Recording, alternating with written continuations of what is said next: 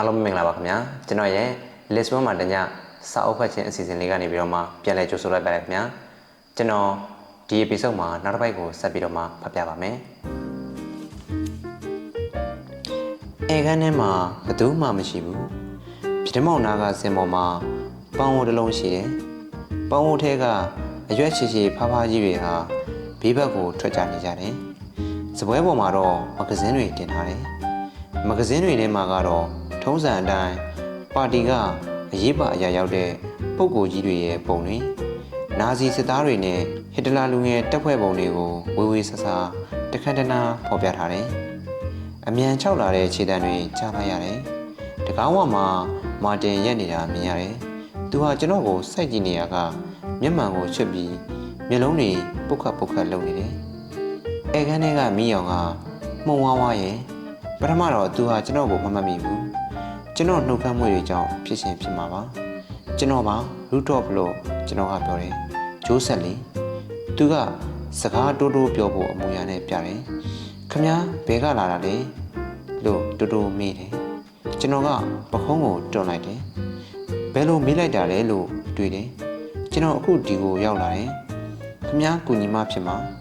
အားတည်း၍ကူညီပါလို့ပြန်ပြောလိုက်တယ်သူကကျွန်တော်ကိုကြည့်တယ်အလွန်မွဲနေတဲ့မျက်စိတွေဟာငါးဘုံတွေကငါးတကောင်ရဲ့မျက်စိတွေနဲ့တူနေတယ်ခမည်းဒီကိုလာဖို့ခွင့်ပြုချက်ရှိသလားကို့ခွင့်ပြုချက်နဲ့ကိုလာခဲ့တာပဲခမည်းနေဆက်ကိုဘယ်လိုဖြတ်ကူလာခဲ့သလဲအဲ့ဒါကအရင်မကြီးပါဘူးကျွန်တော်ဟယ်လန်နဲ့တွေ့ဖို့လာတာသူကျွန်တော်ကိုပါဇက်အဟောင်းသားနဲ့ကြည့်နေတယ်ဒါဆိုရင်ခမည်းအခုလာတာအဲ့ဒီကိစ္စပေါ့ဟုတ်လား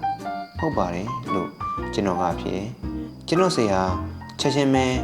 တည်ငြိမ်အေးဆေးသွားတယ်ကျွန်တော်တယောက်တည်းဖြစ်နေတော့ကတော့လူကအမြဲတမ်းတုံနေတယ်အခုတော့စိတ်လှုပ်ရှားမှုတွေဟာလုံးဝပျောက်သွားတယ်ကျွန်တော်ပြဿနာကတခြားမဟုတ်တော့ဘူးစိတ်လှုပ်ရှားနေတဲ့ကျွန်တော်မိတ်ဆွေကိုတည်ငြိမ်သွားအောင်လုပ်ပေးဖို့ပဲဟယ်လန်နဲ့တွေ့ဖို့ဟုတ်လားလို့သူကထပ်မိတယ်ဟုတ်တယ်ဟယ်လန်နဲ့တွေ့မလို့ခင်ဗျားကျွန်တော်ကိုကူညီမဖြစ်မယ်ဖေ။သူတည်ပြီလားဟင်းမတည်ပါဘူးဘာလဲမြို့ထဲမှာမရှိတော့ဘူးလားရှိပါတယ်သူရောက်လာတာအနည်းဆုံးတစ်ပတ်လောက်တော့ရှိပြီကျွန်တော်တို့ဒီမှာစကားပြောလို့ဖြစ်မလားလို့ကျွန်တော်ကမေးတယ်မာတင်ကခေါင်းငိမ့်တယ်ကျွန်တော်အဲ့ကြိုအမျိုးသမီးကိုပြန်ခိုင်းလိုက်ပြီတကယ်လို့လူနာတွေထက်လာရင်လည်းပြန်လွှတ်လို့ရတယ်ခမ ्या ကိုကျွန်တော်အိမ်တော့ခေါ်မသွားနိုင်ဘူးကျွန်တော်အိမ်အောင်ကြာနေပြီလွန်ခဲ့တဲ့နှစ်ကကြာတာခမ ्या သဘောပေါက်တယ်မဟုတ်လားကျွန်တော်သူပြောတာကိုနားလည်ပါတယ် right လို့ခေါ်တဲ့မြင့်မြတ်သောဂျာမနီနိုင်ငံတော်ကြီးမှာမိဘညီကိုမောင်နှမဆွေမျိုးသားချင်းအလုံးအချင်းချင်းမယုံကြည်ကြပါဘူးဂျာမနီနိုင်ငံရဲ့ကယ်တင်ရှင်ကြီးတွေကသူတို့ကိုမထောက်ခံတဲ့လူမှန်သမျှအပေါ်တစ်စပေါက်လိုဆွဆွဲပြီးပြစ်တင်ချုပ်ထားတဲ့အလုပ်ကိုအလွန်မြင့်မြတ်တဲ့အမျိုးသားရေးလုပ်ငန်းတစ်ရပ်အဖြစ်သတ်မှတ်ထားကြတယ်မဟုတ်လားကျွန်တော်ကိုယ်တိုင်ဒီလိုဆွဆွဲချုပ်ချမှုတန်းကို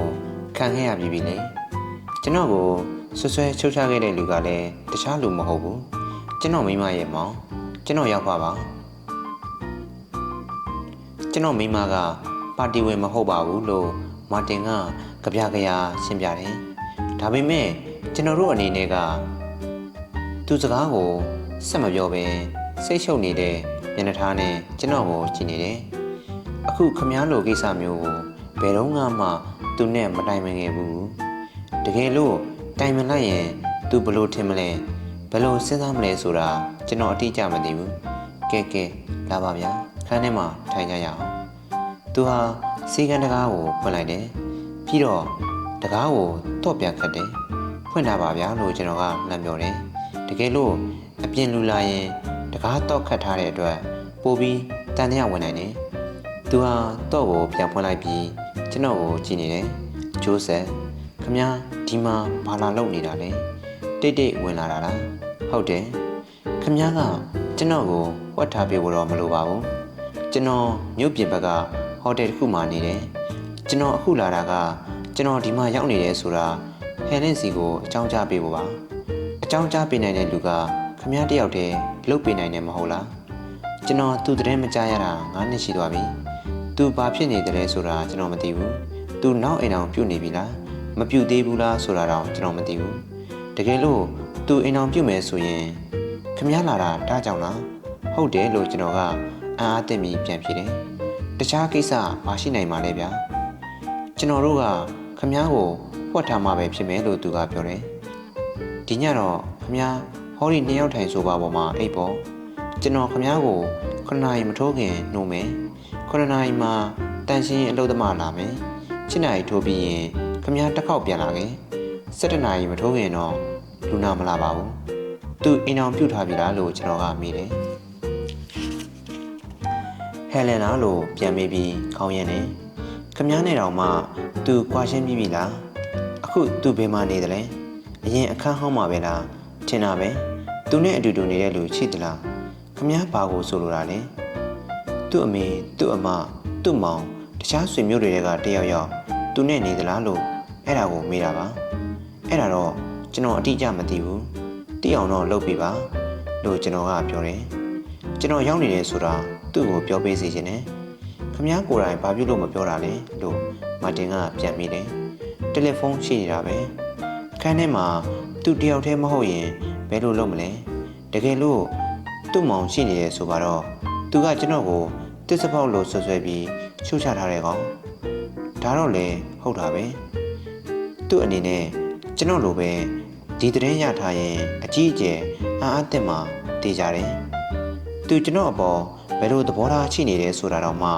ကျွန်တော်မသိရတော့တဲ့ဘဝရောက်နေပြီလို့တော့9နှစ်တောင်ရှိသွားပြီကျွန်တော်တို့အိမ်အောင်တက်က4နှစ်ပဲရှိသေးတယ်သူကခေါင်းကြီးနေကျွန်တော်ခမားကိုနားမလဲတော့ဘူးလို့ပြောတယ်ကျွန်တော်သဘောပေါက်ပါတယ်ကျွန်တော်လည်းကိုနားမလည်နိုင်အောင်ဖြစ်နေတာပဲကျွန်တော်တို့နှစ်ယောက်ဟာဘဝချားသလိုဖြစ်နေတယ်ခမားသူ့စီကိုဘာကြောင့်စာမေးတာလဲကျွန်တော်အချက်တဝင့်ရှင်းမပြနိုင်တော့ဘူးလို့တော့ခမားဟယ်လင်နဲ့တွားတွေ့ပြီပါသူ့ကိုပြောပြပါသူ့စိတ်ထဲမှာဘလို့ရှိနေလဲဆိုတာသိအောင်စူးစမ်းပေးပါတကယ်လို့လားလာကောင်းတယ်လို့ယူဆရရင်ကျွန်တော်ဒီမှာရောက်နေတယ်ဆိုတာဖွင့်ပြောပါကျွန်တော်တို့ချင်းဘလို့တွေ့ရမလဲဆိုတာလည်းမေးပြပါဘယ်တော့လောက်သွားပေးစေချင်တာလဲအခုချက်ချင်းပဲပေါ့ဘာကြောင့်အချိန်ဖြုံးနေတော့မှလဲသူက